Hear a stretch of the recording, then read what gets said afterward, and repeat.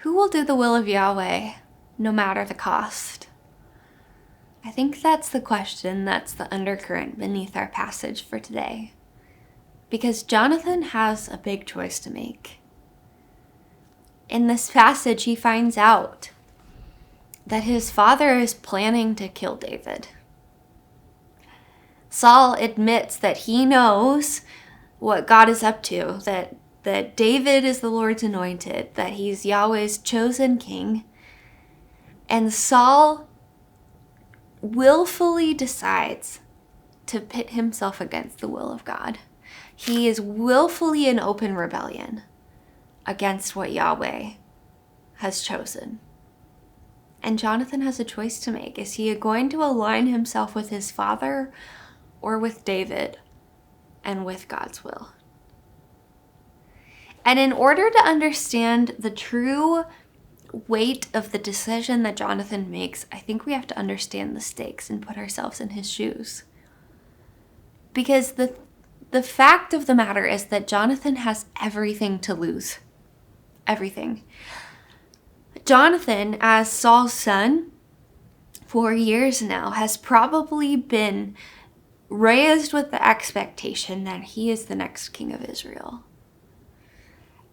At the very least, he has been living the lifestyle of a prince, right? With power and wealth and notoriety and prestige. And Saul says to him in verse 31, "For as long as the son of Jesse lives on the earth, neither you nor your kingdom shall be established. Therefore, send and bring him to me, for he shall surely die." Right? Saul's saying to Jonathan, this future that we've planned for, the kingdom that you were going to inherit from me. Like, if you want the throne, that can't happen while the son of Jesse lives. So we need to get rid of him. This future that we've planned for, it cannot be ours unless we take him out. Jonathan has everything to lose. And in the eyes of the world, to align himself with David is utter foolishness, right? Who would ever give that up? But it's what he chooses. He chooses to be faithful to the will of God, even though it costs him and costs him greatly. And I wonder if you and I can relate. I think Jonathan is mirroring the teachings of Jesus centuries before Jesus ever arrived, right? Jesus is the one who preaches that whoever wants to save his life will lose it, but whoever will lose his life for my sake will find it. Jesus says that whoever wants to be first will be last, that he who wants to become great shall become the servant of many. He calls us to take up his cross, leading to take up our cross, believing that that leads to true life. Jonathan chooses the way of the kingdom of God, which looks upside down and right side out to the world around us. And I would wager that in your life, whether it's big or small decisions that you face, that decision of whether you're going to choose costly faithfulness every day, right?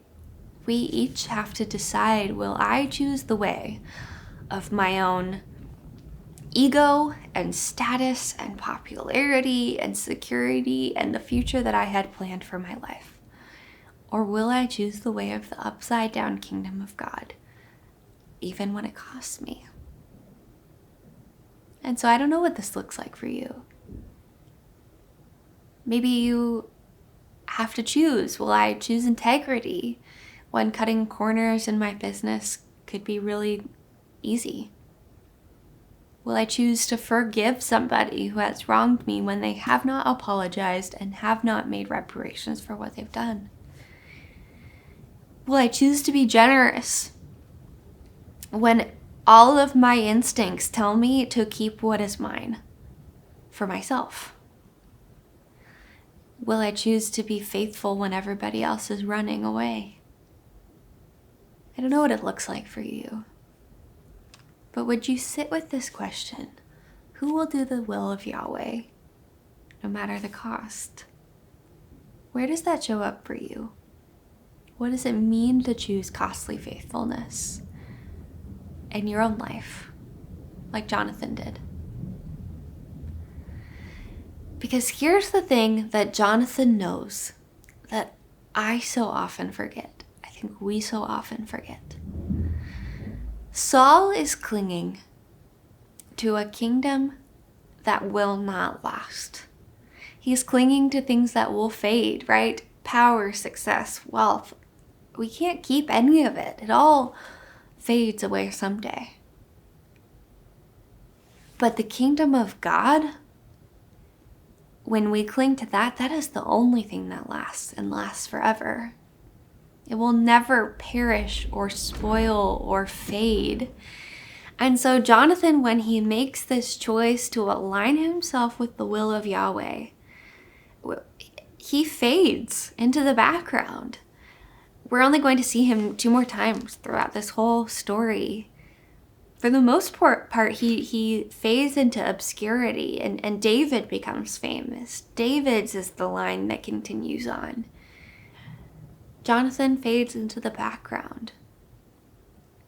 But in the eyes of the kingdom of God, Jonathan has chosen greatness because he has chosen the way of costly faithfulness.